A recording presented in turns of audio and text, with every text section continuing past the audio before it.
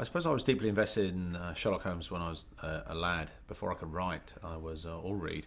I listened to all the stories on tape, so I very much had an idea of who I thought how Sherlock Holmes should be personified, and how his relationship worked with Watson. So the challenges really, in my experience thus far, usually take care of themselves. Once you have an idea, then it's just making sure that you can somehow make that idea articulate to the heads of department there around you. Robert and I think, shared a very similar point of view as to how Sherlock should become manifest. But also what happens is that you literally turn up on the day, and as you turn up on the day, within a couple of minutes you just find your position, and from that position everything else kind of flows from that space. As long as you come to work with a plan and with a map and an idea of exactly how Sherlock should be, then of course you can go off piste a bit, and then what happens is it has flexibility. But you need to have the discipline to constrain the character. But once other people have opinions and that they have to make manifest that character, then what happens is it starts to grow and it starts to develop nuances and so on. So I think my job is to sort of not be a straitjacket, but to allow some flexibility within that, what I suppose was initially my sort of my vision, but then that vision becomes augmented and informed by others.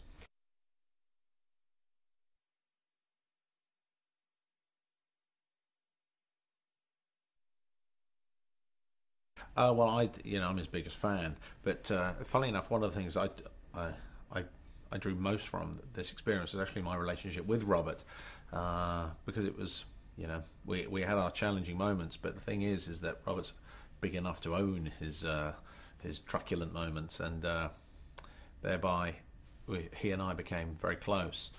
But it's funny, with the benefit of hindsight, it seems almost impossible to have used anyone else other than Robert. He just seems so qualified for the role. So it really, I didn't really choose Robert. Robert just sort of happened. I was speaking to him about something completely different, and I was asking him who he thought Sherlock Holmes should be, and then from there it just suddenly realised I was talking to Sherlock Holmes. It's funny how that all transpired.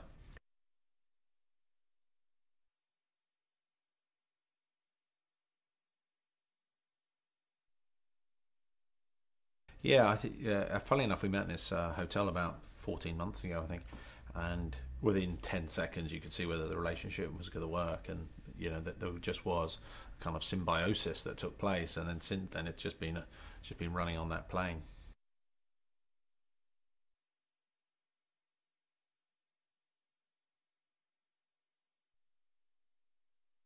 Well, I always thought Conan Doyle had a sort of very cinematic approach towards Sherlock Holmes. It just feels like it's a popular character and a popular relationship, and it was designed to. My feeling is it was designed. If the cinema existed, then Conan Doyle was writing for the cinema.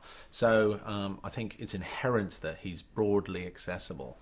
And what we've tried to do is make a sort of broadly accessible, entertaining, but nevertheless surprising film. So that's what I've intended to do. We'll find out whether I succeed in a few weeks, I suppose.